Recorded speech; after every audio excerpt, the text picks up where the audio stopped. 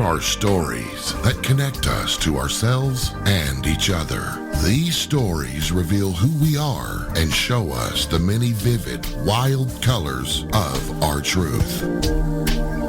Welcome to Soul Wanderings, where we raise spiritual awareness and foster connections through these shared stories and personal experiences.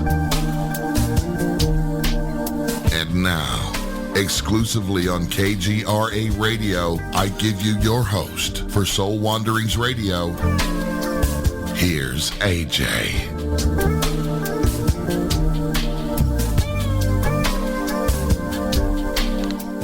Hello, everyone. It's Soul Wanderings night. So happy to have you here with us live for another wandering.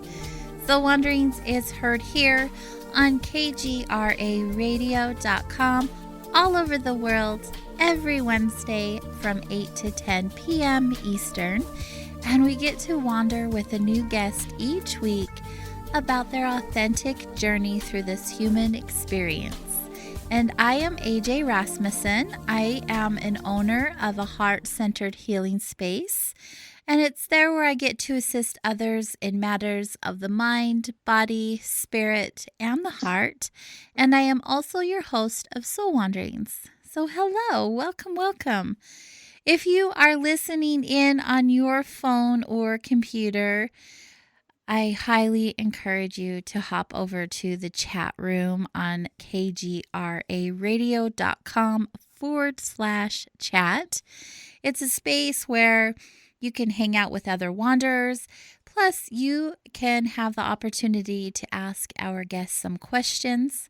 If you guys do find yourself wanting to ask those questions, type them in caps so I can see them easily, and I'll do my best to grab them as time allows me to do so.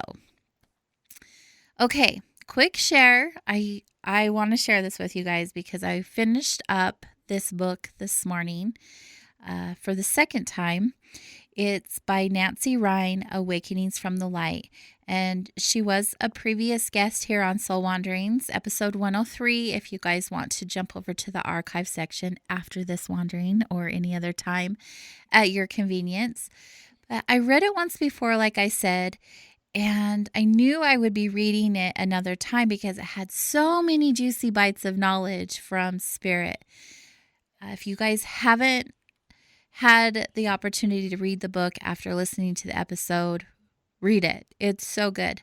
There's a section of the book where she shares her experience while she was having her NDE, and Spirit took her to, it was like a pond or a lake or something like that, to show her past experiences and choices in her life on the reflection of the water, and asked her to touch the water and how the ripples were created from the touch. And the ripple effect was her choices. It was showing her choices that she had on herself and on others. And just like the water, when she touched it, as the ripples were created and continued on, she was sharing message from Spirit that you never know where the ripple will go and who it will affect. And I found this to be such a beautiful analogy to share with you. And I would just like to ask you, what ripples are you creating in your life from the thoughts in your mind to the actions that you take, to the choices that you make? And are you aware that at times those ripples may hit like a large rock and possibly bounce back and return to you? So the energy that you're sending out, you literally are having it come back to you. No matter what you're doing, what you send out comes back. A lot of people will call it karma. So what energy are you sending out into the world? And is it the type of energy that you would be happy to have returned back to you? So just some food for thought. Again, I highly recommend this book. Like I said, there are some great things that she shared through her NDE. And I'm in complete gratitude that we had her on the show and she was able to share that with us. And I know tonight will be another night that we get to be grateful for as we wander with our latest guest. Lee McCormick is the founder of the Ranch Recovery Center in Tennessee and the Canyon Treatment Center in Malibu, California. And he is also a co founder of Nashville's Integrative Life Center and Community Recovery Program, also in Tennessee. Through the organization of Spirit Recovery, Lee facilitates the production of healing and recovery conferences and spiritual journeys around the world. He is the executive producer of the documentary Dreaming Heaven, in which he plays a leading role. He is also the author of the Spirit Recovery Meditation Journal, Meditations for Reclaiming Your Authenticity, and co-author of Dreaming Heaven, The Beginning is Near, and the latest, The Heart Reconnection Guidebook, all of which we'll be hearing about in more detail this evening. Welcome, Lee, to Soul Wanderings. Hey, AJ, it's good to be here. Thank you. It's really neat to have you here. I don't do a whole lot of research on our guests before the show. I kind of Google and just see how much you're on there, and you have quite an audience. You have quite a lot going on in your world. Yeah, well, I figure if you're going to have a life, you may as well do something with it. I couldn't agree more. So, Lee, like with any soul wandering, we really like to know our wanderers, the people who get to share space with us during this time. So if I were to ask you a question, who is Lee McCormick, how would you answer? I'm a guy who's been a lot of miles. um, I'm, I've been around for a while, and I've had a lot of different experiences. I've had an interesting time with this whole human reality and human inheritance and life on Earth. This road trip of life on Earth. Mm-hmm. And like all of us, of course, I inherited the legacy of my family and my community and the space and time that I was born into and the world I grew up in. And through it all, I came to realize, I guess, some years ago, that I live my life in relationships to things that I actually really love doing. I've had my ups and downs and all that, but I've always been somebody who the things that I gave my time and energy and attention to in my life, it had to really have kind of a heart-centered meaning to me. It had to really matter to me. Or if it didn't, well, it's just the things that, like, I continue to do the same things that I've done the majority of my life. And I've never really quit doing anything that I ever loved doing. For instance, I started playing guitar when I was 14 and moved to Nashville with the band in 1978. And I still play music. I'm 62. I still play music. I spent a number of years on the road.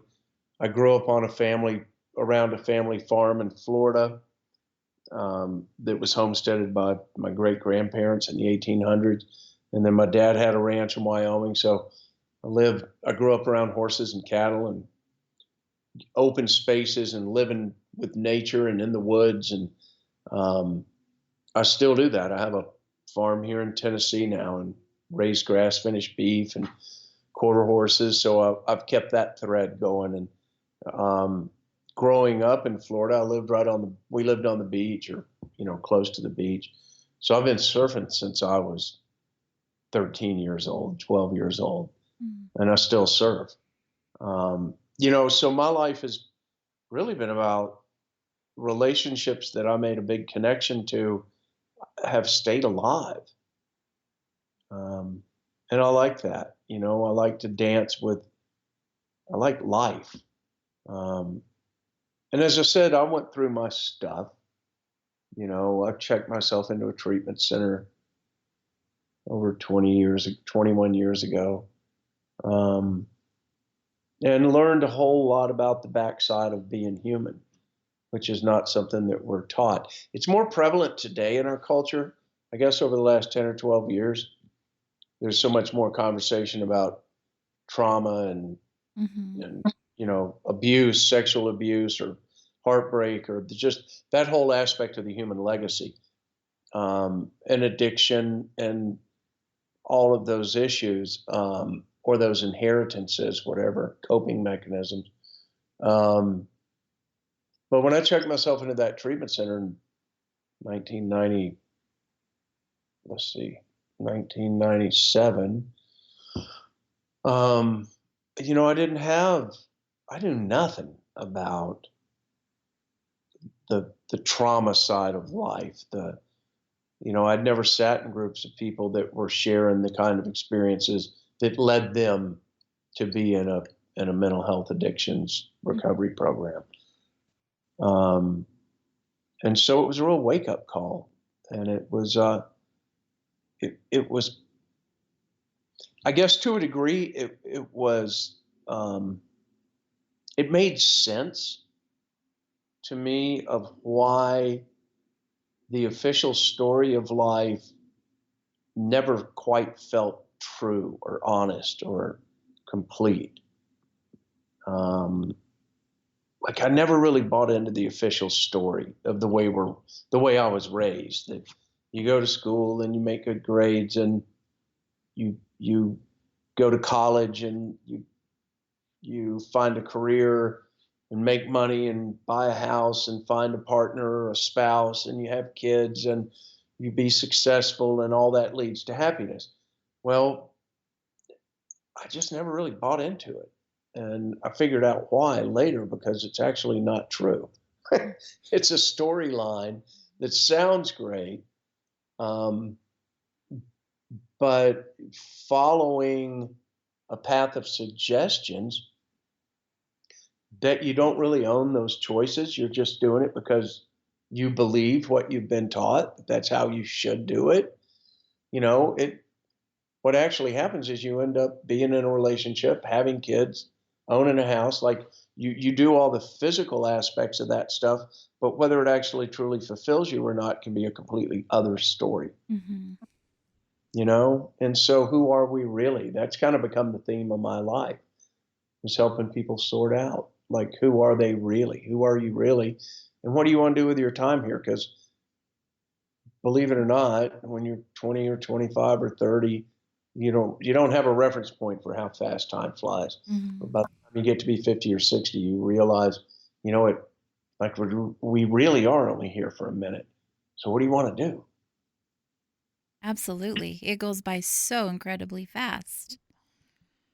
Yeah. We get told Well, that when we're young too, like life will go by so fast, and we have no idea until we are older to actually comprehend what that really means. yeah. And time is such a bizarre experience, and Yes. it's, like, I don't know. Being human is really a trip. It's so interesting. Um, it's clearly a very unique experience. I don't have any idea what we're doing here. I don't really know why we're here. I know, there are a lot of belief systems around it, Mm-hmm. and people come to, there are a lot of points of view around that. And I don't know what we are as human beings. I don't know what I am. I'm a guy, I mean, I'm a consciousness living in a male version of a human body. And I'm living this experience in this world, and it's really interesting being human because we have such interesting aspects, our whole emotional aspect, our emotional body, and our mind, and our ability to dream things. And and reason and remember and hold intentions and direct energy, and then this physical body and the way the physical body grows and evolves and breaks and recovers and the limitations of being in a physical body. And it's really intriguing, and we have the opportunity to shift and move into other dimensions and other worlds and have such amazing, we call them spiritual experiences, but they're just innate aspects of what we really are as a whole, and at the same time, we can be these ridiculously small-minded, destructive little animals. Mm. We're like amazing contradictions. Mm-hmm. And it's just intriguing. So I don't really know what we are for sure. I don't really spend much time thinking about that anymore because it doesn't matter. Whatever I am, wherever I came from, or the one that created me knows what I am. And so I just figure what we really are is creators' business, and our responsibility is to be true to being here. Be true to our heart, be true to our spirit, be true to our inspiration and our passion and our love. Um, discover your own light, discover your own calling in life, Mm. whatever it may look like, and express that, as opposed to just living by the script of the world that you inherited and living your life for the world of man, as opposed to living your life as an expression of just your innate spirit. Mm. Could you imagine a world if we were all under that same belief that that was our reason to be here, to honor ourselves as spiritual beings and use our innate gifts and live in the vibration of love? Yeah, well, I mean, one thing that I've come to realize, or the way I hold my point of view, this realm, this world, it is a duality. Everything does exist in duality. Um, that goes back. I was first introduced to that in Mexico years ago. That the ancient Toltec, Aztec, um, Olmec relationship. I guess the Mayan did too, but the relationship to being in this world is that this entire creation exists in duality. So you have male and female, and light and dark, and positive and negative, and in and out, and up and down. There's masculine and feminine aspects. Um, and so it's so interesting because in the duality of being human, you have ecstasy and joy and happiness, and then you have incredible suffering and heartbreak and fear. You have love and generosity and selflessness, and then you have greed and pettiness and um, anger and destruction. So, I don't know. I mean, I think if we achieved living in a state of just love and bliss, I think the whole physical world would probably disintegrate because I think that's my assumption is that the truth of what we really are probably is closer to that. We're a frequency of light Mm. and consciousness that happens to be animating a human form. We have these human bodies, but we're not our bodies. And we have an emotional body, but I'm not my emotions and I'm not my mind. I'm the one who bears witness to these aspects. I'm the one that lives in relationship to these aspects. Um, and I'm responsible for how I live in relationship to my emotions or my thoughts or my, and how I care for my physical body, Mm-hmm. you know? Do you, Um, have you always believed this idea to be true, ever since you were young, or since you went into the recovery center, as you mentioned? Is this well, something you've learned as you've evolved? Yeah, my point of view has evolved over time because I've spent the last 20 years working with people in varying degrees. I created the ranch, the treatment center in Tennessee. Like I started working on that 20 years ago, and it came from my experience when I was in treatment out in Arizona. Um, I started even in treatment in Arizona. I'd go out and walk in the desert at night, and I started having like remembering, I guess is the best way to say it. I started having the experience Mm. of I'm not these behaviors that got me here. And I'm not the beliefs that I hold. I'm not my belief system. I'm the one that created my beliefs. And so I started to realize there was more to me than the way I had defined myself up until that point. And there was more to me than the feelings that I had and the shame and the guilt and the doubt and the fear and the love and that there was something else Mhm. to me as a human, and to life and to the mystery. Um, and that spark got lit when I was in treatment. And then I came home and I lived on this farm. I was in the cattle business and I traded commodities. Um, and I came home and over about a year's time, I kind of get hits on things. You can call it intuition. In the shaman world, intuition is just considered a direct link to spirit.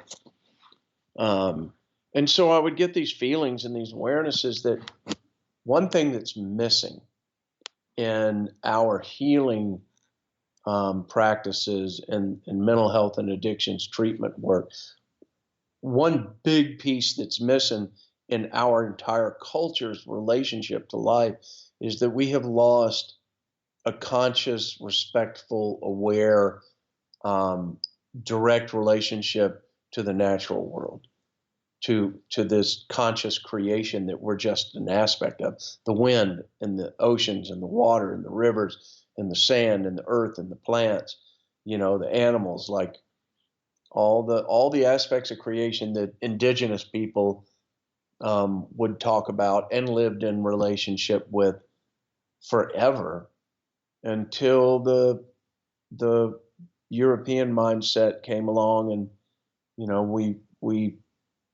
we bought into this journey of the reasoning mind, and human the human infatuation with us being separate from the Mhm. rest of creation. So I Mhm. realized that we can't come back into balance with ourselves until we find a reconnection to our relationship to the earth and to the natural world. And it doesn't mean that you need to run off and live in the woods and wear sandals and be a hippie. It just means that you begin to acknowledge again when you feel the sun on your face, you say hello to the light, because our spirit is light. And when you walk on the earth, you say hey to her. I Mhm. mean, you just come back into awareness that I'm a part of this amazing living being that's life on earth. We're just an aspect of it. Um, and so it's unfortunate because I feel like a lot of our craziness, a lot of our greed and our infatuation with what we call power and control and the need for all this materialism, the insanity of our materialistic obsession as human beings, as modern man. It's like we're trying to fill a hole of something. We're trying to find security. We're Mhm. trying to create comfort for ourselves, um, that's not based in the truth, because there's nothing uncomfortable about being in the world. I mean, yeah, you need to be warm in the winter and it's nice to be cool in the summer, but life's not out here trying to get us. Right, and You so know, many people believe that to be the truth. yeah, life's on our side. If Mhm. life wasn't on our side, we wouldn't be here. I want to Um, talk more about life being on our side. We're going to take a quick break. And when we get back, um, let's talk about how we can fill that void that everyone is feeling with that material obsession, and how we can uh, jump the fence, if you will, to being on the side of honoring our earth and ourselves as the light beings that we are. sure. You guys, we are visiting with Lee McCormick this evening, and there's still more to come, so be sure to stay close. We'll be right back.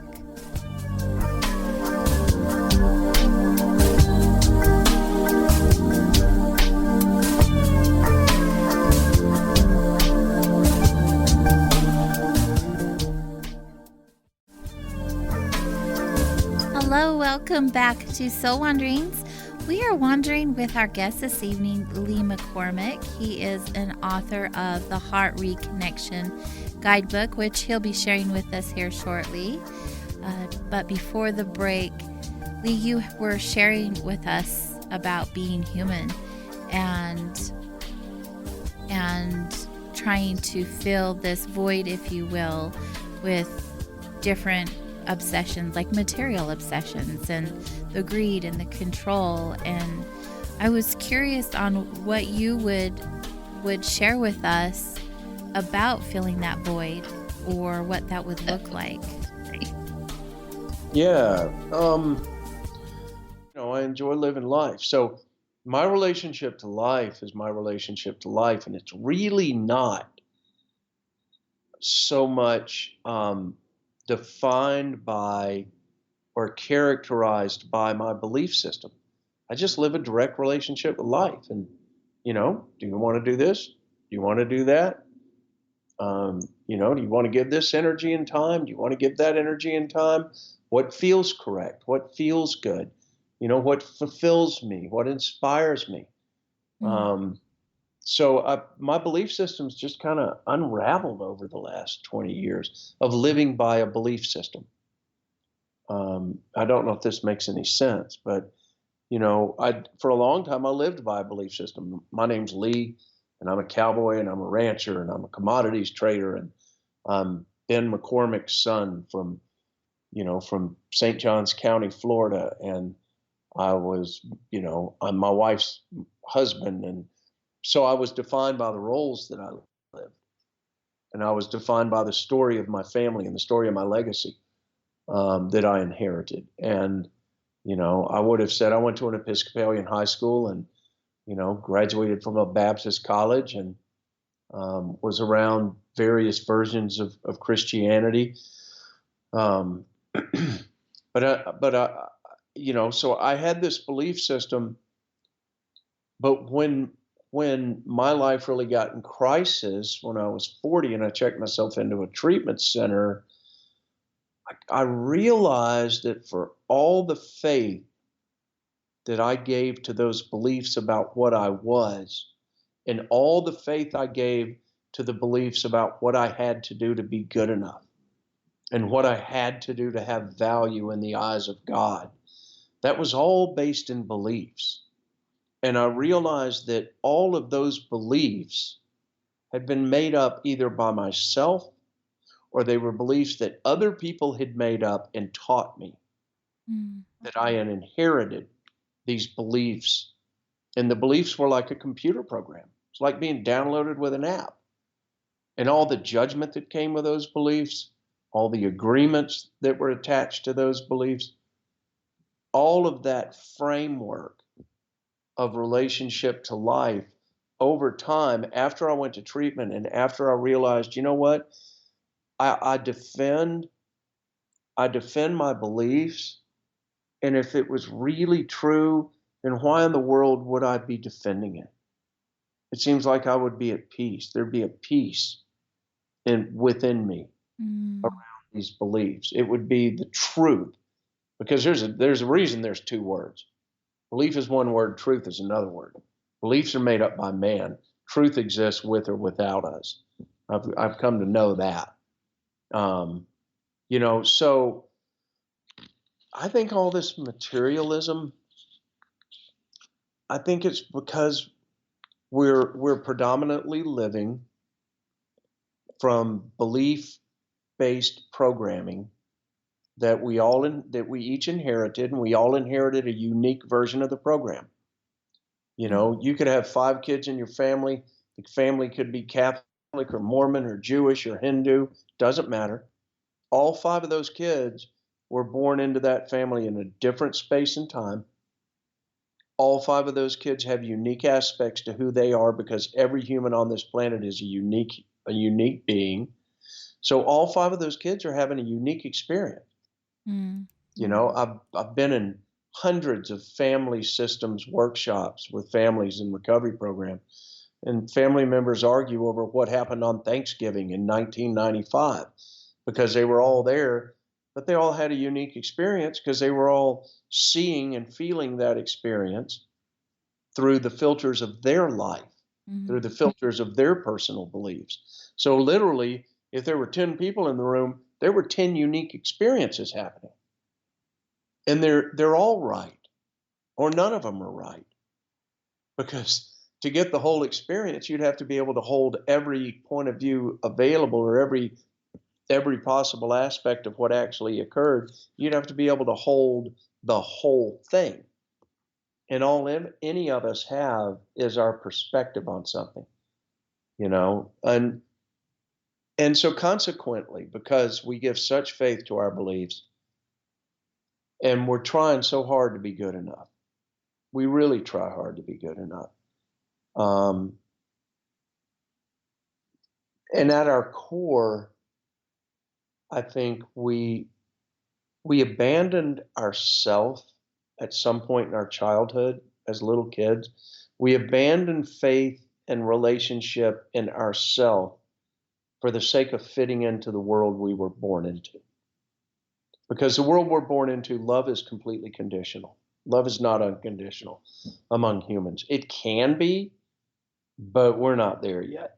It is in rare instances, you know, and it's certainly, love is certainly not, the dominant relationship that we have to share and love with one another is certainly not an unconditional expression of love.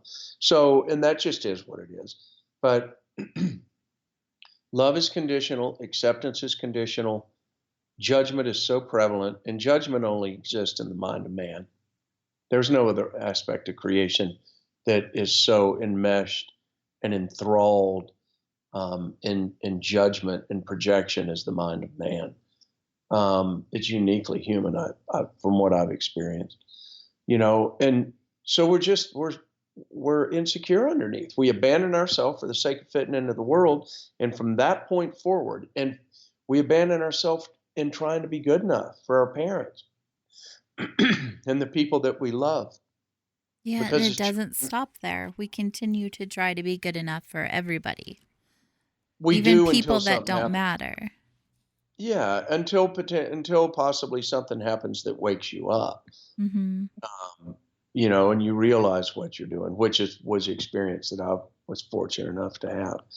Um, you know, and we're not doing anything wrong. This isn't bad. It's just a choice. It's a way of being.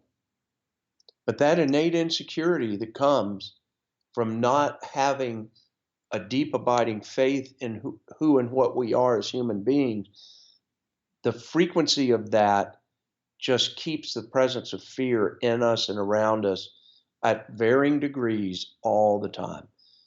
And because there's such fear, there's innate insecurity inside of us. And because because we have this innate insecurity, we're always looking for a way to just be okay, to feel okay. Mm-hmm. So aspiring to possess things provides an amazing distraction. You know, working toward owning a house, or working toward owning a car, or working toward buying a pair of shoes, or a new or a horse, you know, focusing on acquiring possessions is a distraction from what's going on the inside. It serves as a distraction to that. Now, you know, wanting wanting a great horse or wanting a car. There's nothing wrong with that until the lust or the need for accomplishment becomes it becomes pathological. We Mhm. become obsessed with it, and we're never satisfied. It's like that old Buddhist saying about the realm of the hungry ghost. You know, the Buddha that has the little tiny mouth and the great big giant belly, and no matter how much he eats, he's never satisfied. And that's what our culture's become. This culture is the realm of the hungry ghost. We're never satisfied. Who's and look at the leaders, look at our heroes in our culture today. And they're not guilty of anything other than they have no awareness of what's driving them. And when there's innate fear or woundedness or self-doubt or lack of self-worth, when that's the energy or those are the agreements that are in your heart and in your soul and you're living in this world, it's terrifying to turn around and face those agreements. Because we're afraid, man. I could be the only person on earth who doesn't have it figured out. I thought that for a long time. When I went to treatment, man, I thought I was the only 40-year-old guy who had been somewhat successful, had been married, had accomplished a lot of things, owned a lot of stuff. And I just thought, what the hell is wrong with me that I'm so crazy? Like, why am I not happy? Why am I so, what is wrong with me? I got it. I had no idea that the space that I was in was really not that unusual. So Right, it's there was, quite common actually. well, I learned that being in treatment, but I ran from it. That was a part of my own insecurity, my own lack of self-worth, my own lack of knowing how to cope with frustration or fear or anger. Plus the simple fact that, I grew up in the 70s and drugs and alcohol were everywhere, and I was in the music business, and, Pablo Escobar was king. Um, so, it's kind of some of this stuff is just simply timing. It's time and a place and whatever. It's not all a big deal. And I enjoyed getting high when I first started getting high. It was just fun, but then yeah, it's kind of like you say, you make a deal with the devil. Well, just because you might want to cut the deal off doesn't mean that you got that you've got that right after a certain point. But no, I think that's what drives us, and I think it's innocent to a degree. Um, but I also think that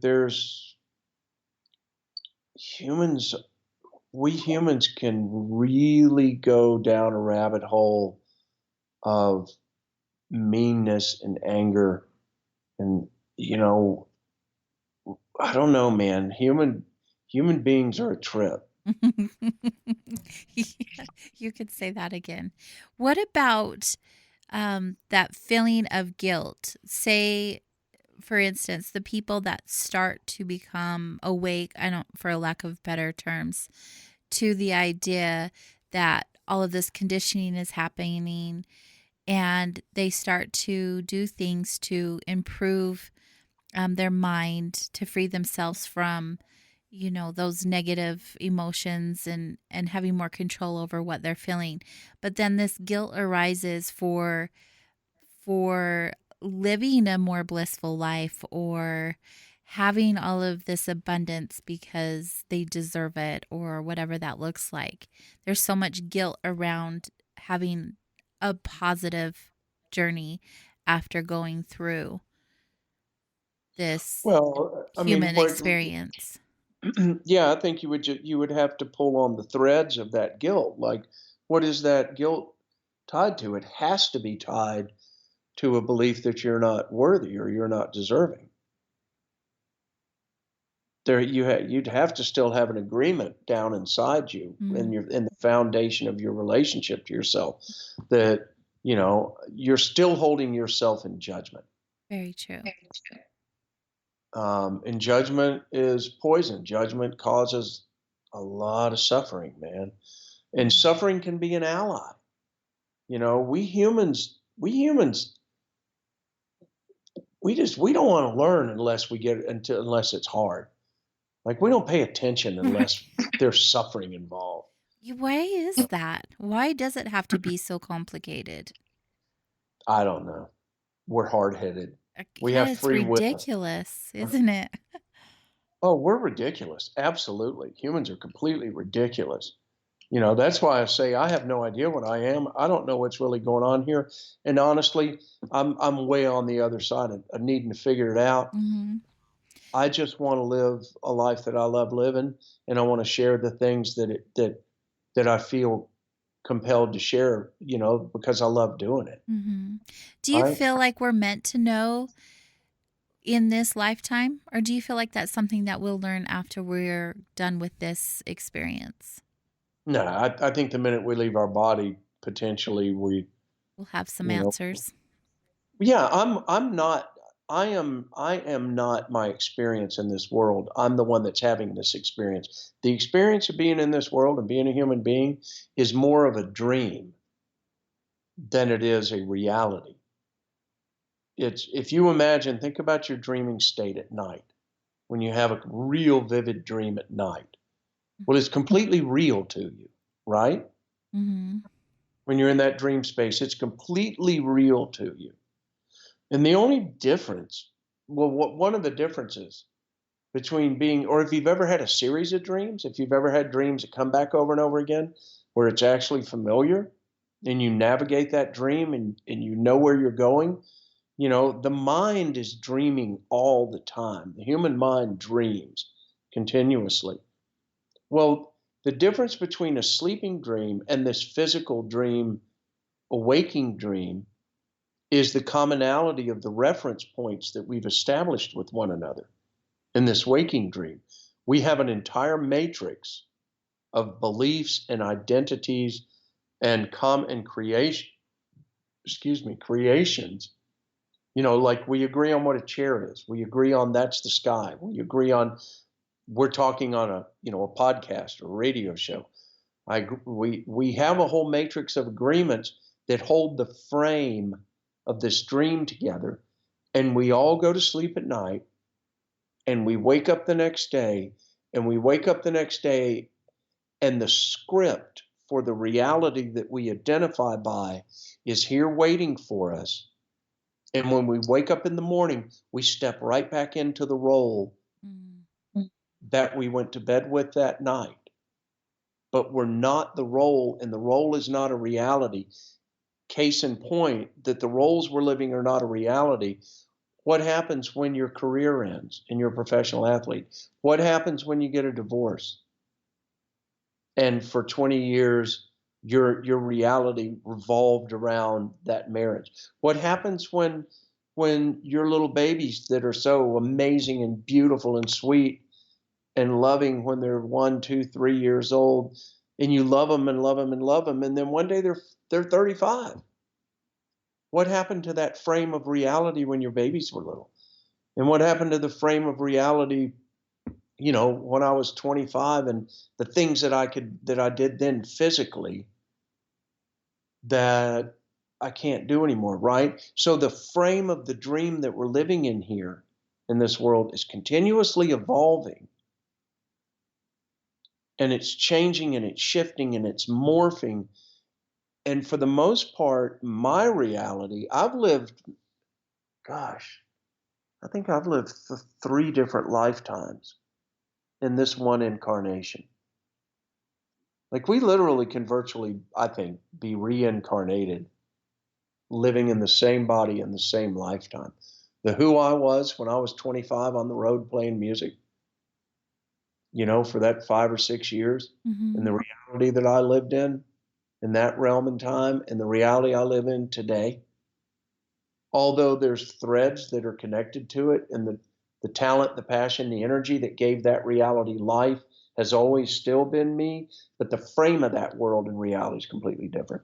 When I lived on a 100,000-acre ranch in northern Colorado and I cowboyed all the time, and that's all I did, um, the frame of that reality has disappeared.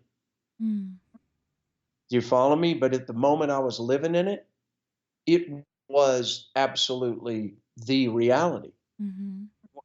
What it really was a frame of reference that I held, and what held it all together was the story, the ongoing living story that I created and that I breathed life into for that frame. Um, I may be getting too far out there. No, it completely, my soul is just soaking all of this up. It feels good to me knowing that other people, I mean, I know I'm not alone, I'm not ever alone, but knowing that this is something that other people experience. Yeah. So you've had an experience with what I'm talking about. Absolutely. Yes. I feel like I've lived many lifetimes in this experience. Yeah. Well, and see, because culturally we're not taught to view life from, like look at what we do with laws. Well, we're not taught that life is a continually evolving situation, and that yes, experiences, people, things come and go. We'll love it while it's here, and when it moves on, let it go. Mm-hmm. Let the energy of it go. There's been people in my life that I've loved with all my heart, and they've passed on. Well, I still love them. They still exist because where I love them was within me. I saw them in the world. We had a physical relationship. I could give them a hug, but my love for them is no less because they're not here in a body anymore. Would I like to be able to go see them? Sure. Is there nostalgia around it? Sure. But am I going to suffer over that? That's crazy. I may feel sadness that I can't touch them, but I'm not going to get indulgent into suffering over it. So we're not taught life is like a mastery. It's like being a master carpenter or a master, composer or a master of any art form. Um, and we're not taught that life's a mastery and to love it and respect it and appreciate it. We're taught because we inherit our legacy that's largely coming from a place of fear and Mm-hmm. doubt and insecurity because that's what was going on the day we were born. And so we inherit that. And the moment you inherit that insecurity and that doubt and that fear, and you inherit then the need to be good enough, the unspoken side of this need to be good enough, to make better grades, to pray harder, to dress better, the unspoken side of that is that you have no innate value unless you're doing what's been demanded in order for you to be good enough in the eyes of the judges that are presiding over your life. And the judges can be our parents. Even though they love us, they're still living judgment of us. It can be our priest or our rabbis, you know. Mm-hmm. Um, it can be any authority figure in our life. If the love or the goodness or the care that they're offering us is conditioned upon our performance, then we're living in a realm of judgment. It's subject to judgment. And so innately there's an innate presence of fear woven into that Mm-hmm. frame, and we humans continue to perpetuate the fear. Look at the insanity over build a wall Mm-hmm. across the Mexican border to keep us safe. It is completely insane, and there's a whole series of people in this country that are rabid over it, Mm-hmm. crazy over it, because they're intoxicated in fear. Fear, you can be a fear junkie just like you can be a heroin addict. I The agree with energetic, that. huh? I agree with that. Well, the energetic of emotion, the body and the mind develops an appetite for the emotions that it's most regularly fed. Mm-hmm. So rageaholics, people that rage a lot, they get angry at nothing because the energy of that rage feels powerful. It's a big energy. And they feed on it. They develop an appetite for it.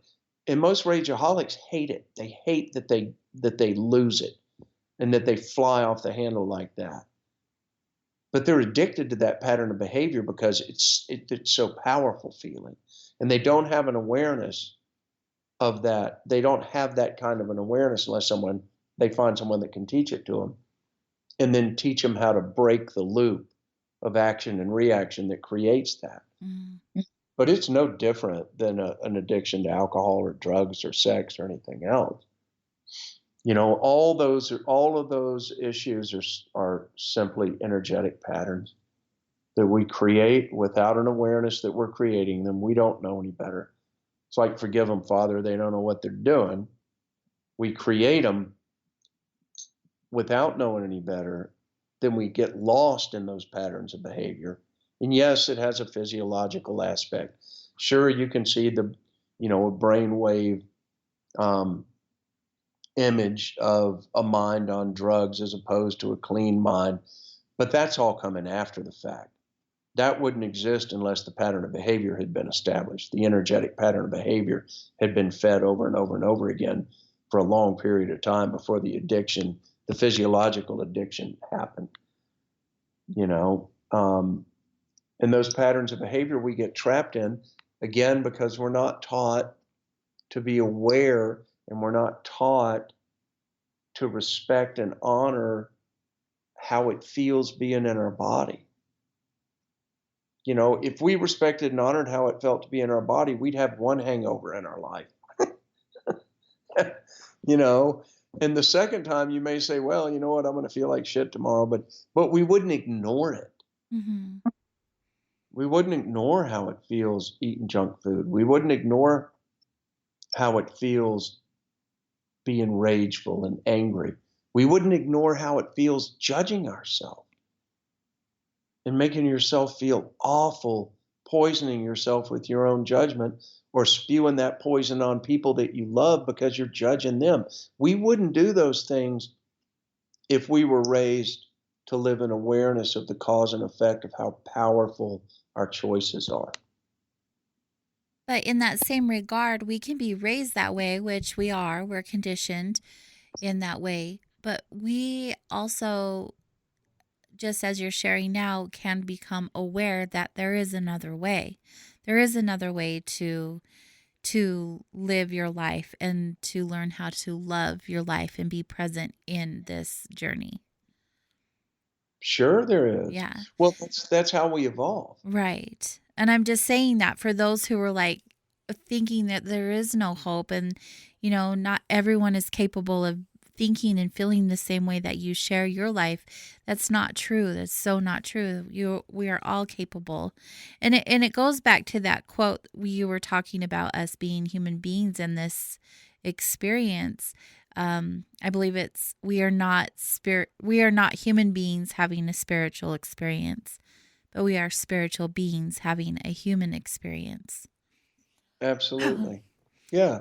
Well, and see, the cool thing about it is, for all of that, everything we just been talking about, for all that suffering, for all that legacy of heartbreak, for all of the lack of awareness, that's where our suffering is the integrity of life asking us to please pay attention. Mm.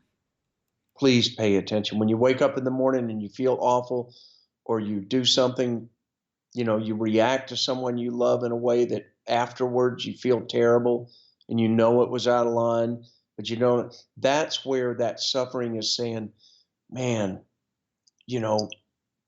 would you like to pay attention now? Mm-hmm. So the gift to that is that we find the courage within us, or the hopelessness, whatever form it takes, to ask for help.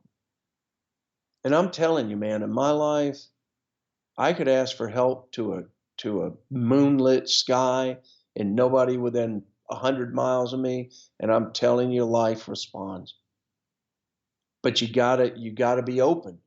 It's like, if you're stuck in a life that you're not happy in, and you're willing to ask for help, you ask for help every morning and every evening, and you keep asking for help, and at the same time pay attention, because the universe is clever. The universe will offer us opportunities, but so often those opportunities don't come in a form that we expect them. Right? The universe kind of requires that we step up our game in order to connect to that help. Very true. Very true. This is a good point for us to take a break. We're a little past the time. I could just sit here and listen to you. You're just fascinating to me. Thank you for that. You guys are listening to Soul Wanderings here on KGRAradio.com. Again, we're going to take a quick break, but we'll return shortly to wander with our guest, Lee McCormick.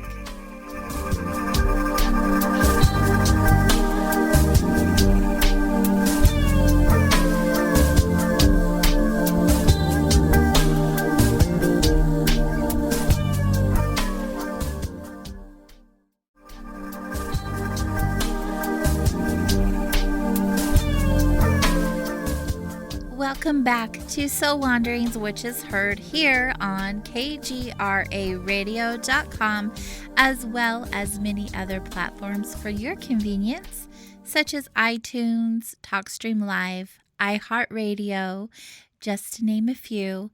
Also, be sure to check out the new official KGRA page on YouTube for the latest show archives. So wherever you are joining us from tonight, welcome. We're happy to have you here wandering with us this evening. We've been visiting with Lee McCormick, an author of the Heart Reconnection Guidebook, which I'm sure we're going to get into here shortly. If you guys have any questions, make sure you hop over to the chat room and ask away. Just a reminder, type your questions in all caps so I can see them easily. Just go to kgraradio.com/chat in order to do so. Lee, hi, welcome back. Well, thanks. It was a long break. I just want to keep talking. Or have you Well, keep talking, I should say. Yeah, let's do it. So you've shared a lot of really amazing tidbits with us, and I know we can go much deeper and much longer in what you're sharing, but I want to make sure you have the opportunity to share your works with us. So you've recently have co-written a book, the Heart Reconnection Guidebook. Do you want That's to correct.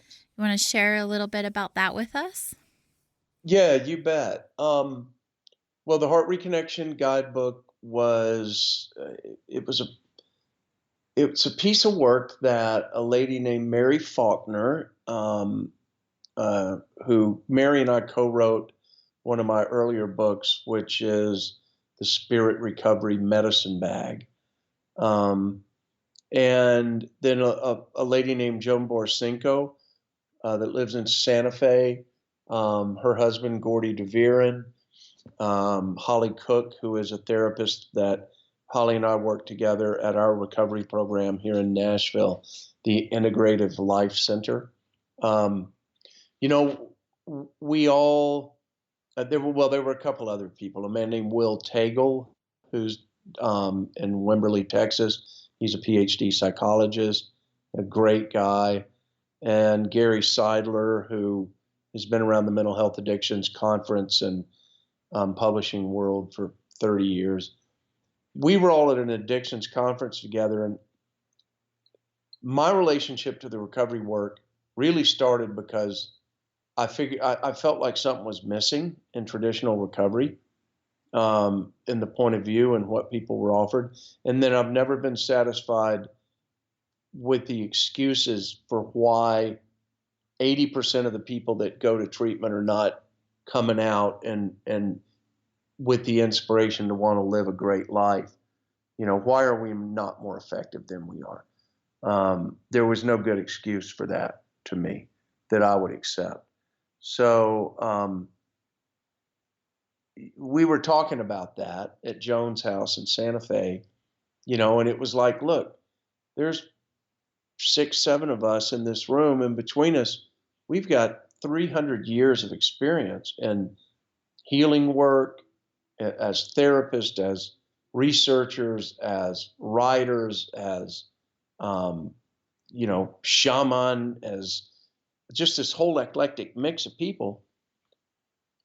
And there's something missing, and really, it's time for a paradigm shift in how this recovery work is held, because we're not holding it from a place of each unique human is deserving of living an amazing life, and what we're all suffering from is some part of the inherited suffering that we took on when we were born into this world, and we each have a responsibility to heal the challenges that we've inherited. We each have the ability and the power within us to do that, and we need to find the openings, the doorways. We need to make connections to ways to unravel that stuff and then let it go so that we can come back to living authentic lives and lives where we're respectful of ourselves and respectful of life, and let go of living by judgment and fear. And so we had this big conversation, and out of that I said, you know what, we ought to write a book around this because we could do it. And so we did. It took a couple of years, but we did. And the Heart Reconnection Guidebook is that book. It's really a healing journey, and it's a new old point of view, because so much of our collective points of view, so much of what each of us in our own way came to realize is that a great deal of the indigenous wisdom and perspectives, whether it's the Queros in the Andes or the Hopi or the Lakota medicine people, or the Hindus in India or wherever, that the indigenous ancient wisdom had a much clearer perspective of our relationship to life than we have as modern man. As we have evolved and complicated our being human, we have obscured our perspective on the truth to a great deal, to a large degree. So this book kind of unravels some of that stuff. And it's literally like a practitioner's guide. There's a section called the Practitioner's Guide in the back. And the book's laid out in a medicine wheel, because the experience of life is circular. The experience of life's not linear. If you've lived life for a while, you realize that something that haunted me that I thought I was over pops back up 5 years later. Particular aspects of our personality or our story that we lose reference to in our life, or we forget about. So many things we forget about pop up again. And then you work on it and you change your relationship with it, and you go on down the road of life, and here it is 5-10 years later, it pops up again in a different format. So we laid this journey out in the Heart Reconnection book around the medicine wheel. And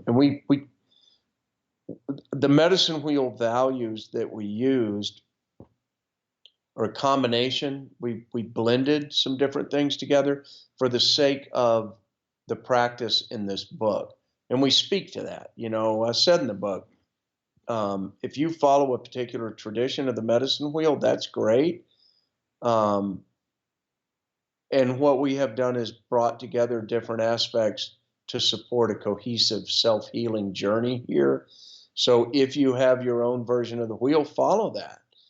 And the point of the book is not to come up with the right version of the wheel. The point of the book is to come up with an opportunity and a tool to help people sort their life out. I've been around a lot of ceremony over the years with lots of different traditions. And to me, the value of ceremony is the human heart waking up. It's the healing that can happen. It's not whether you do things exactly right according to any one tradition. We sometimes get overly invested in the form, and we lose the spirit of what brought us there together in the first place. Do you find that each of the ceremonies that you attend all have a common ground, a common belief? Well, I've worked with so many different traditions over the years, and I respect all of them. Like, I've been pouring sweat lodges myself for about 10 or 12 years now. And I was around the lodge. I've been around the lodge for over 20 years. And I literally, the man that introduced me to the lodges was a Native American church roadman. He was a Dene Apache guy, and we were brothers, man. We were really close. And I just took care of the fire for him for I don't know, 10, 8, 7, 8, 9 years. Mm. And he said, you need to start pouring lodges. And I was like, I don't want to pour lodges. This is where I come to unplug. This is where I come to, to go into that space to connect to the spirit people. I don't want to be responsible here. I Mhm. just want to be responsible for me. I don't want to be responsible for the lodge. And then, a time came where I needed to start pouring because there was no one else to pour, and there were people that needed the lodge, and so I did. And um, we worked together for a long time, but you know, my relationship to the lodge is connected to the spirit people that I have a connection to. And being a white guy from Florida, although my family's been in Florida for 200 years, indigenous means of the earth. That's what it means. And every human being on this planet is of the earth. Our physical body comes from this earth. All the elements that make up our physical body are elements of this earth. you know. And I think it would have been great to have been born into a tribal tradition, but I wasn't.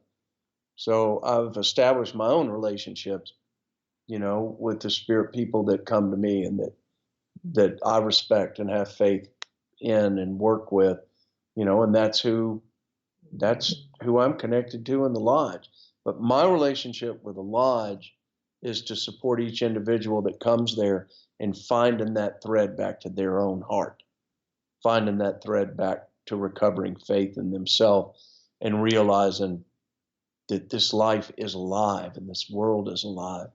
And when you pour that water on those stones, that the presence of the water spirit people are there. And that Wewe Teotl, who is the god of the fire in the Toltec tradition, that the presence of the fire is that, the elements come together to help us remember what we are again, Mhm. and to clean us of all the heavy energy and stuff that we take on. Right. So I don't know. I'm, It seems like you do know quite a bit. Tell us more about the medicine wheel and how you've incorporated that into your book and into the reconnection to your heart.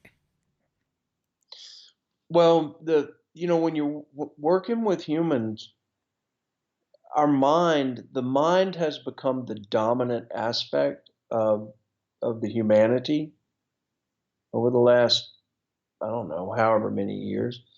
We're way overboard mind oriented. We're too reason oriented and intellect oriented.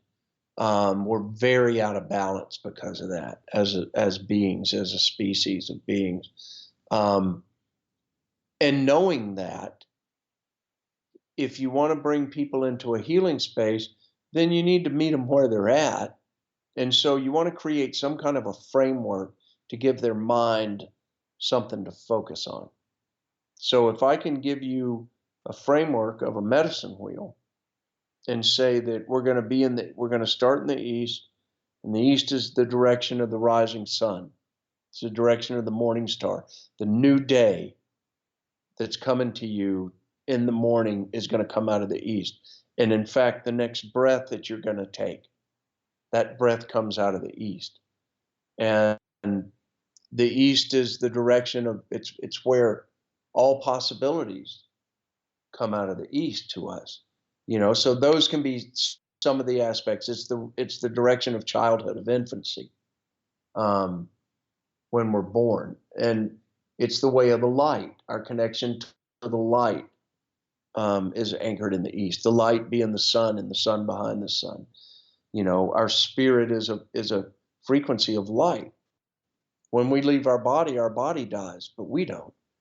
That frequency of consciousness and light that we are, it moves on back into the other realms that we came from again. And so the wheel offers a framework that you can use to direct your attention, because our attention is is the most powerful tool of the mind, is learning to direct your attention. Um, you like what I mean by directing your attention is that I am conscious of what I'm giving my attention to in any given moment, Mm. as opposed to you and I can be having this conversation and somebody could blow a whistle in the other room and my attention could immediately jump to the whistle and I could go off down a rabbit hole about what's that noise? Or I could hear the whistle and I consciously am aware that I'm going to keep my attention on the conversation with you. It's like having kids in the backseat of the car. You're driving. Exactly. Yeah, the kids are driving you crazy because they're noisy and they're talking and they're laughing or they're fighting. Well, you can just tune them out and keep your attention on the thoughts that you're having or on the road in front of you, or the kids can hook your attention and drive you crazy. um, but there's an entire mastery that's a part of the ancient Toltec mystery school, is the practice of learning to intentionally direct your attention and be 100% responsible for what I'm giving my attention to in any given moment. Whatever I give attention to, I'm giving energy to. And so these are things that in the frame of a medicine wheel, each direction will have particular values. The south, to me, is this, the east is springtime, the south is summertime. The south is the direction of our childhood. So you have infancy in the east. Well, the south is the childhood years. So if you're doing a life review, one of the greatest tools I was ever offered is I was told by a shaman that I worked with, he said, I want you to write your entire life story. You start as early as you can remember, and I want you to write down every single experience in your life that you can recall. And it doesn't need to be linear, because you'll be writing and you may make it up to 10, 12, 14 years old and you remember something that happened when you were 5. Well, you just write it down. You're not going to publish this. It's not a book. But I want you to recall every experience you've had in your life, and it may take you 2 years to do it. But do it. And I did, because this guy really had a huge impact on my life, and he wouldn't explain things. He would just say, do it. If you want to change your life, do it. I tell you, I'm not going to waste my time trying to explain it to you because you won't understand it in the first place. So just do it. And I did. And it worked for you. It took me a long time. And it actually did. After I wrote all that out, then I went back and rewrote it, and it actually became the first half of my Spirit Recovery Medicine Bag book. But the mind needs a frame to work with until until we have brought peace back to our mind again. So once I have recovered the ability to direct my attention, and my attention is not directed at the mercy or the demand of my mind can say, Lee, go do this right now. Or, oh my God, what's that? I can have all these thoughts in my head. Well, I have the ability now to decide whether I want to give any attention to those thoughts or not. Mm-hmm. And so it's more of a practice. It's very Buddhist, I think, in a sense, too, to become a master of your own attention. Mm-hmm. Right? And it's the same with emotion, because you could have, say you had some terrible experience 15 years ago. Something happened to you. Somebody did something to you. Well, the memory pops up. Well, every time that memory pops up, that memory will trigger an emotional reaction, just as though that experience just happened. The emotional body doesn't know the difference between present moment emotional response and memory or storied emotional response. That's why it hurts us over and over and over again.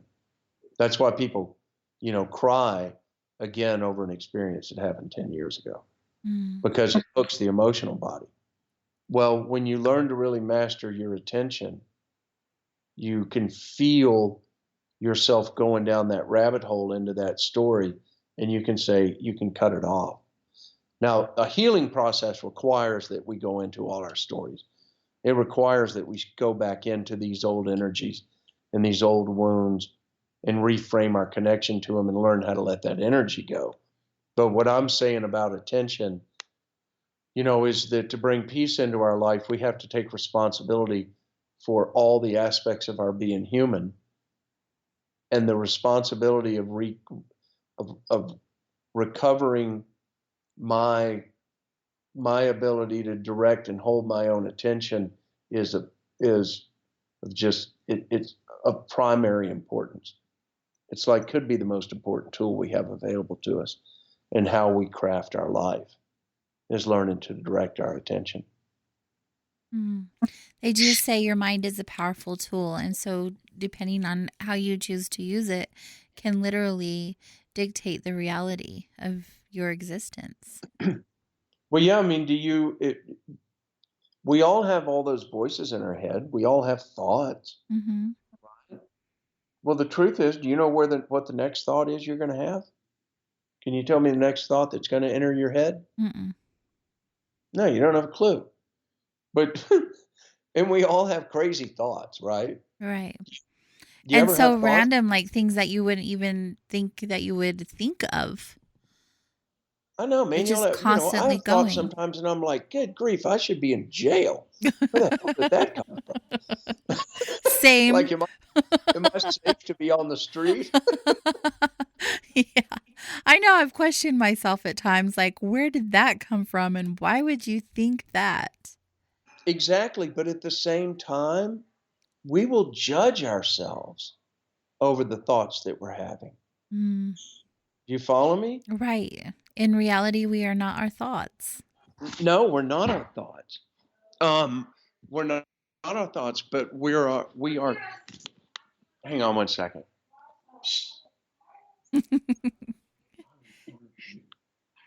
My daughters just came home. They didn't know I was up here. Hi, Um, daughters. um, we're not our thoughts, but we are responsible for how we respond to them, Yes. and we're responsible for giving them energy or not. We're responsible for how we react to them, and we're not taught that. We're But not taught. we can We're not. learn it, though. It's something we can learn. Oh, absolutely, we can learn it. So it's a big part of if somebody listening is interested in this, it's a big part of. I learned this through the Toltec Mystery School. I learned it working with Don Miguel Ruiz, God, 15 years ago. Oh, I, wow.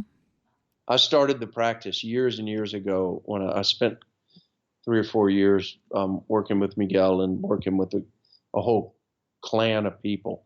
Um, and it's just incredibly powerful.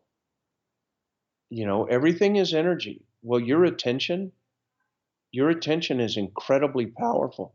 And what you give your attention to really determines the quality of the frequency of life that you're going to experience.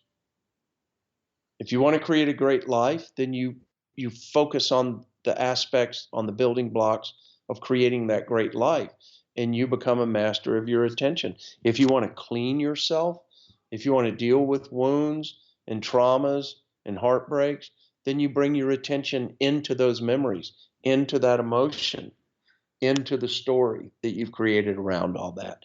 And by directing your attention and using tools, working with healers, you unravel those energies.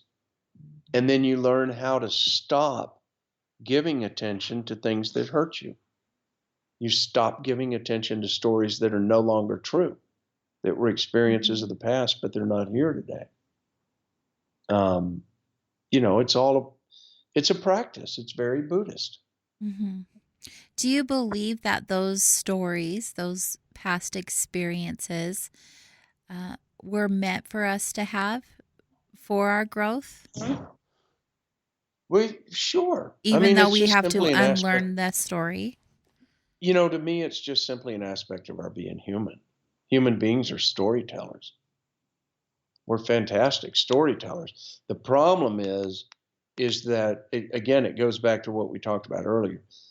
The challenge comes when we don't have an innate, grounded sense of self and good enough. Like, the problem is when I abandon faith in myself for the sake of fitting into the world, then I can lose myself to the stories that I create because I don't have a grounded relationship in my own heart and spirit. My relationship in life has been directed out into the world, and I'm not conscious of having an anchored, connected relationship to my own heart and spirit within. Mm. So I'm not living from the inside out. I'm living from the outside in. And that's where we get lost in the stories. And we once that happens, I then will draw my identity from my story. And I will judge and project into the world based on my stories. Well, my stories are imaginary. They're not real. You could tell me the story of your life and I could say, okay, well then show it to me. Well, you can't show it to me. It's etheric. It's not real. And yet it can be the single most powerful experience that we have in life, or the most daunting Mm-hmm. overlay. It's like we wear our stories around us like shrouds, like layers of sheets that are thrown over our head. And then we wonder why we feel heavy, or we wonder why our life seems stifled and stuck. It's because, good grief, you got 15, 20, 30, 40, 50, 60 years of stories and energy laid over you that you unknowingly have put on yourself. So the healing journey is the unraveling of that stuff and letting that energy go, setting it free, and learning to identify yourself by your heart and your spirit and your presence right here, right now.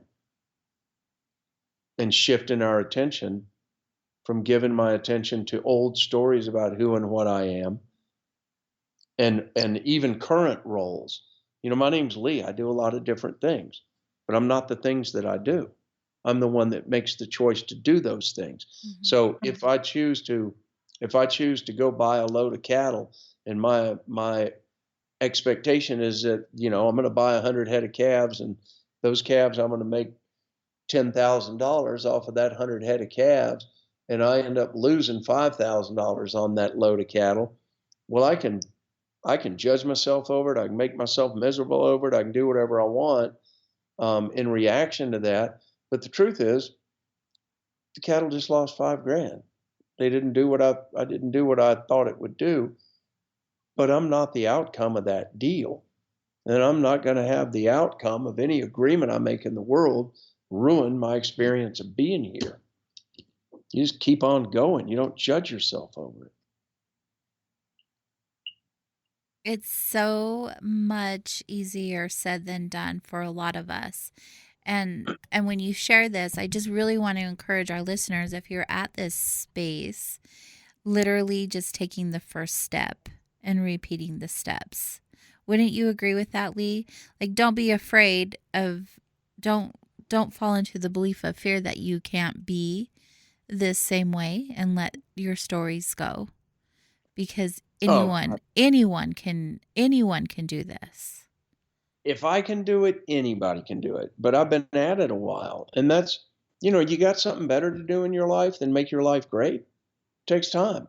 Mm-hmm. It took years to make my life a complete mess, and it took me some time to clean it up. It just is what it is. But that's the point in us having written the Heart Reconnection Guidebook. That book offers a lot of tools and perspectives and awarenesses on this journey of unraveling ourselves. We all deserve to be happy, joyous, and free. And if that's going to be the way we live life, then we're going to be responsible for creating that life for ourselves. We have free will. And because we have free will, we are accountable to the choices we made. And a lot of us have made a lot of choices in our lives that didn't work or that hurt us or that hurt other people. And there's absolutely no good purpose served by living life buried under old judgments and old resentments and old behaviors and old patterns that no longer serve us. We're not, you're never going to redeem yourself through suffering. We redeem ourselves through unraveling our suffering. Once we unravel our suffering and we really let it go, and we stop identifying by it, and we really move on in our life, once we've done that, we've actually cleaned that little part of the human consciousness and the human legacy. You know, we hold the power within us to clean the wounded nature of the legacy that we inherited and to leave this world a better place for the next generations. And I believe that by our free will, you know, we have a responsibility to clean the human legacy, because it's the humans that have made a mess of being in this world, and it's us humans that can clean it up. So in cleaning up our junk, if you will, our stories, all of this baggage that we're carrying around, do you believe that we have to actually go back and talk about those experiences and relive them in order to heal them? Or do you feel like there's another way? Now, you know what? I had never found another way.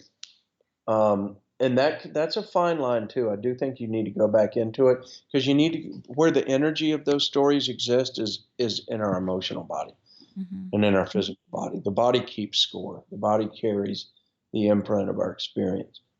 So when it's like if you know, every time your heart got broken or you got wounded or hurt, if you went out and dug a hole and put that energy out in the yard and you just covered that hole up, imagine after 25, 30 years of living life and all the tough experiences you have, wouldn't anybody want to walk through your yard? It'd be a little haunted. So if you want to clean it, you got to go back into where that energy, the places and the ways that energy has been imprinted within us. You go back into it, but you go back into it with the intention of changing your relationship to the story, changing your relationship to the wound and the emotion, and you work through it, and then you release it. That's where Western therapeutic modalities come short. Is, see, we've got all these great tools. You got DBT and CBT and psychodrama, and I mean, there's all kind of great modalities in the mental health world to help us access these energies. But what the shamanic world knows that the Western modern mental health world has missed the point on, or missed the boat on, is that unless you release the energy will linger around still. It's like you can go create a better relationship with an old story, but the point and the opportunity is to let that story go, so that when a memory comes up, there's no energy in it anymore. You know, and that's where sweat lodges and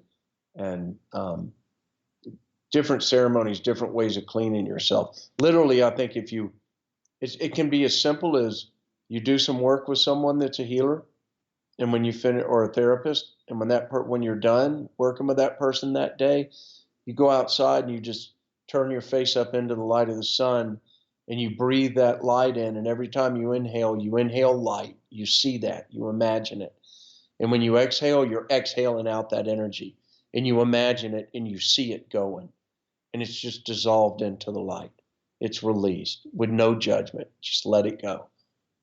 You know, and you can create rituals around taking sage or sweetgrass or Palo Santo or whatever, and you clean yourself off.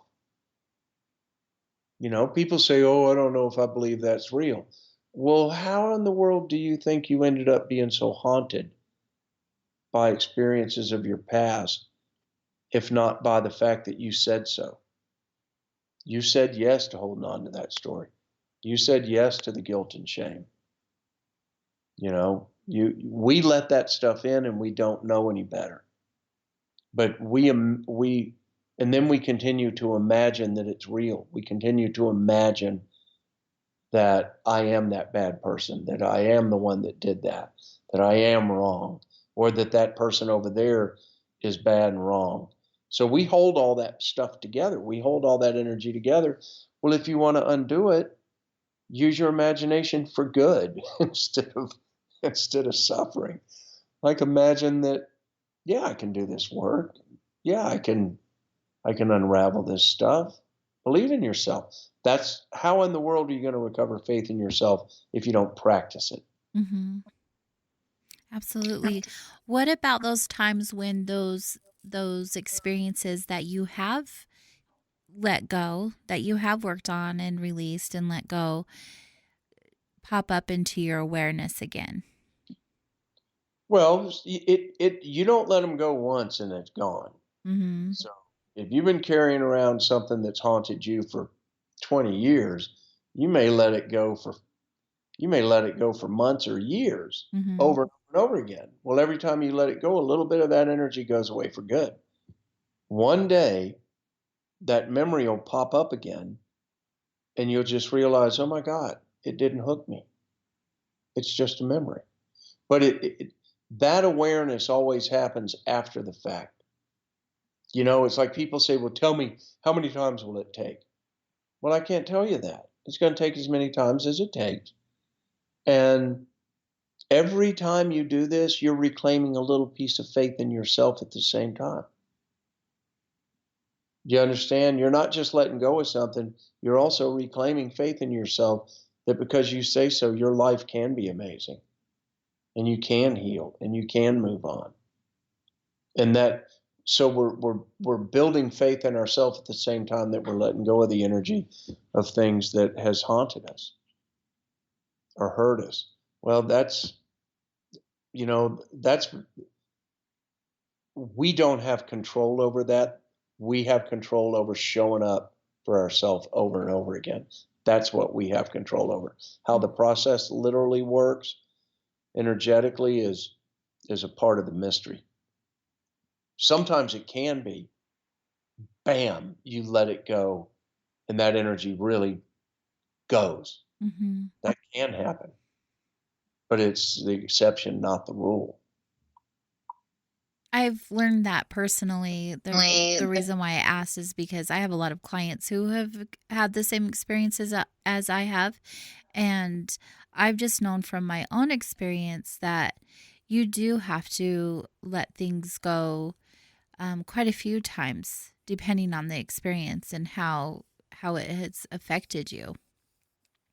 But You know, there's this releasing that happens. There's this beauty that happens every time the weight gets lighter and lighter and lighter. well, and we're reinforcing our attention. We're reinforcing our intention. Mm-hmm. Every time we address it, we're changing the pattern of how we respond to ourselves.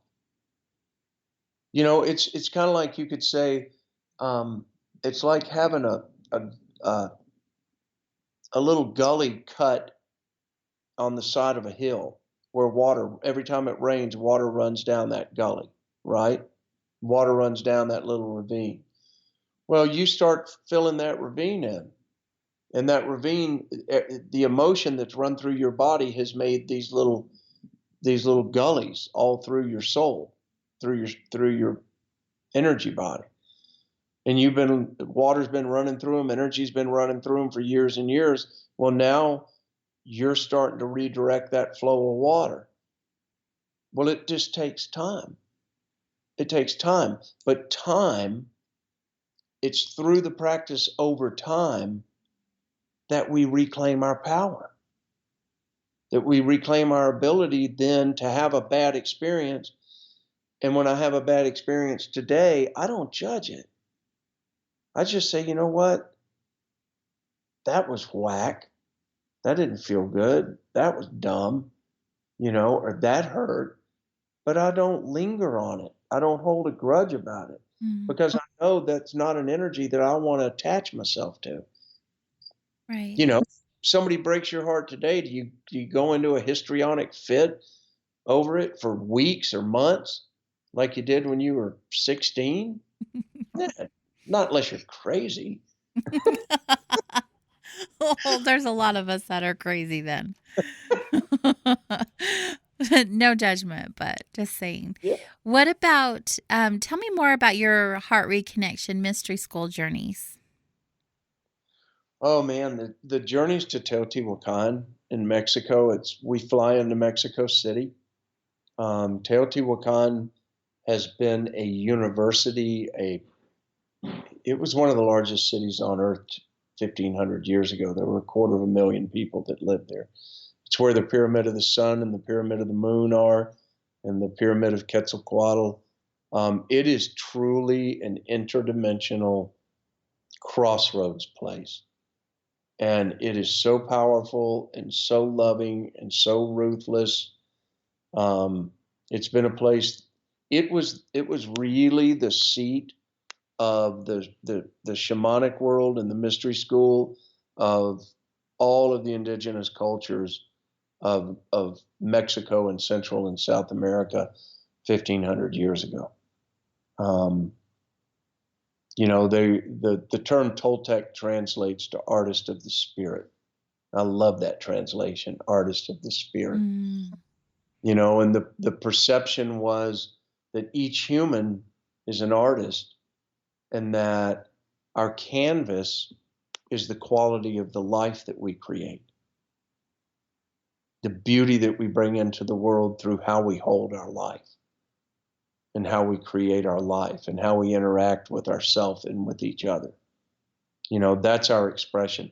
Our greatest gift to God is the expression of how we choose to live our life.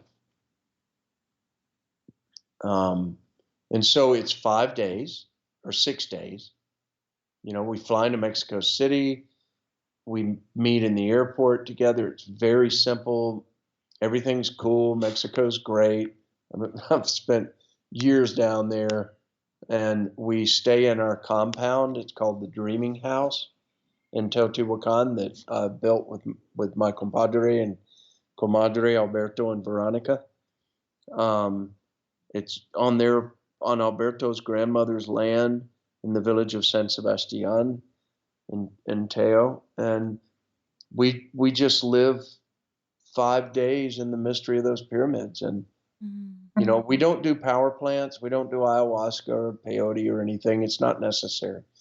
The frequency of light and awareness there is so profound that people just have amazing experiences. And we go through 5 days of ceremony and 5 days of reflection, and it's really sweet, really powerful, and a lot of stuff happens. It sounds incredible. I see that the dates are uh, April 27th through May 2nd of this year. And Yeah, that's then, right. It is, and then we're taking an extension up into Hidalgo State, about 3 hours north, to a place called Tolentango. That is a canyon. It's like in the middle of nowhere, but there's this big deep canyon, and in the bottom of the canyon is a turquoise blue river, and at the head of the canyon there's a giant cave that it's a huge cave. When you go into this cave, there's hot water pouring out of the ceiling, and the river flows from the back of the cave. mm, And it's hot water springs, and then over the face of the cave is a cold water creek that pours down the face of the mountain. It's just amazing. It's it one of the sounds most like beautiful heaven places. on earth. But I call it the heaven on earth water place. Oh, well, it Yeah, sounds that's absolutely incredible. And do you do these journeys very often? yeah. I go usually 3 times a year. Oh, okay. And is there a limit to how many people that can attend? Nah, Oh, I hadn't gotten there yet. Usually it'll be 15 to 20, 25 people, 28 people, 30 wow. people. That's So it's real incredible. intimate. It's really intimate. Um, I ask because May it's not very far off into the future. So for future reference, even for myself, it sounds like something that would be a life-changing event. Well, that place had as much to do with my life being what it is as anything else I ever did. Mm. I mean, I went the first time 19 years ago, and I've never stopped going. I mean, I we built the Dreaming House out of my love for Teo and Alberto and Veronica, our relationship. I wanted to build a place that could be home to people coming back to Teotihuacan, Mm-hmm. you know, to find their heart again. It was like my gift back to Teo. Um, and I'm going back the end of July. That date's not up there yet, but I am going back the end of July and going back again in November. Wonderful. Everyone, please take note. And I also want to make sure that everyone knows how to get the dates for these journeys and to purchase your books. Where can they do that at? The journeys are on spiritrecovery.com. That's my website, spiritrecovery.com. And the books, you can order the Heart Reconnection guidebook and the Spirit Recovery Medicine Bag book and the Spirit Recovery Meditation Journal. My Spirit Recovery Meditation Journal is really a recovery meditation journal. It's a 90-day practice, like 90 and 90, if you're familiar with the 12-step world. And it's the first book I wrote. It's a pretty cool book. But all my books are available either at your local bookstore. If you have a local bookstore, you can go order it, which is really great to make use of your local bookstore and support them. Or, of course, you can order all of them from Amazon. But I'm about support local businesses. Yes, support local businesses. We should get some copies and put them in my shop. It'd be a perfect addition. Yeah, absolutely. Well, I tell you what, if you were interested, go to hcibooks.com. That's my publisher. And HCI, I'm sure, or you could order them from, whoever your public sources are, your Wonderful. book sources are. Well, thank you. I look forward to it. It is such an honor and a privilege to have you share your time with us this evening, Lee. Thank you so very much. Well, you're super welcome. I enjoy it. You're great. You're easy to talk with. Well, I'm just letting you talk because you have so many amazing things to share. It's just been wonderful to have you here. Your energy has just brought so much joy into my life this evening, and I'm sure that our listeners feel the exact same way. Thank you again. Yeah, well, thank you, AJ. Next week on Soul Wanderings, I have invited Stephen Patrick to wander with us. Stephen is such a bright and shiny light that crossed my path recently. He is the author of a new book called A Whole of the Whole, a book about words and the power we have given to them. It's going to be another fascinating one for sure. Thank you for spending time with myself and our guest this evening, Lee McCormick. Again, you guys can find him at spiritrecovery.com. I highly encourage you to check out his newest book and, of course, his past works as well. He is such an inspiration and a wonderful being in this existence. Thank you for all of you for being here. If you guys want to find out more information, go to soulwanderings.com and you can see all of the upcoming guests information there under the Wandering section. Plus, you can connect to all of the social media platforms. So follow me, follow the show. We love the support we get every week. Thank you. I hope you guys have been and continue to learn each week as we share space together, and that you feel comforted and supported in knowing that you are not alone through this human journey. We are all divinely connected and loved. Happy day.